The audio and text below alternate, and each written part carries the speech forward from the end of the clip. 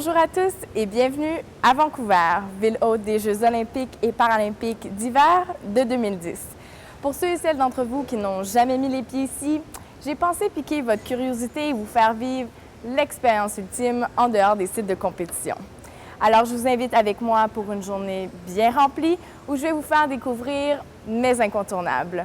Pour commencer, on monte à bord de la Canada Line en route vers le centre-ville.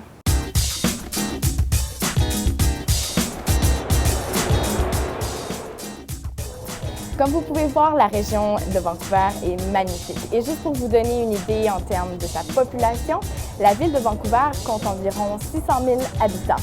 Et pour ce qui est de la région du Grand Vancouver, ça se compte à 2 millions.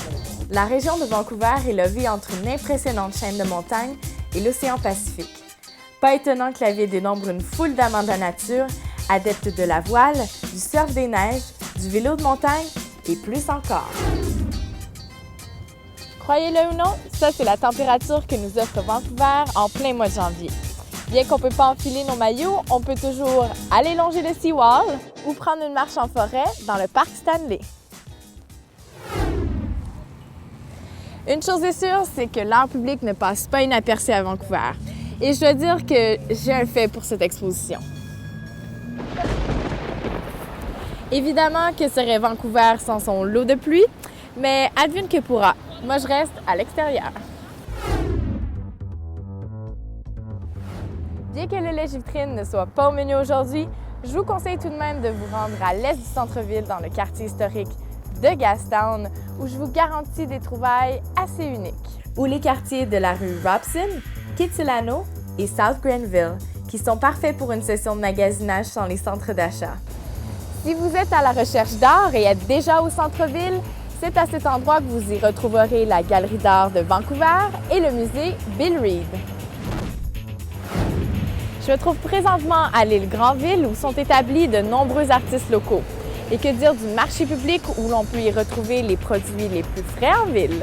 Pour dîner, un incontournable, le fish and chip. Et personnellement, une bouchée, c'est pas assez. À Vancouver, tous les moyens sont bons pour se déplacer. Et quoi de plus classique que par la voie maritime? À Yaletown, on se prépare à tenir un lieu de rassemblement urbain à l'occasion de la célébration des Jeux olympiques. On y retrouvera du divertissement en direct, dont des compétitions sportives sur écran géant, des concerts et des pavillons commanditaires. On vous en montre davantage lors des Jeux. En après-midi, on peut visiter Chinatown, Spanish Banks et le parc Pacific Spirit, situé sur l'impressionnant campus de l'Université de la Colombie-Britannique. La ville est définitivement riche en culture et en diversité ethnique. Et pour souper, la question ne se pose pas. Moi, je viens sur la rue Denman pour profiter de ses saveurs multiples. Santé!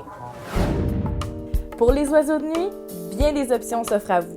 Vous pouvez entreprendre la tournée des bars, des boîtes de nuit et même des salles de concert. Ou si vous êtes dans les parages de la Rive-Nord, le ski et le surf des neiges sous les étoiles est à ne pas manquer. Tout ceci, c'est ma vision de Vancouver.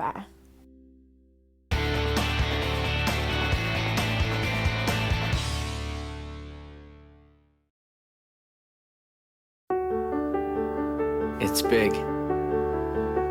Beautiful. Laid back. Sophisticated.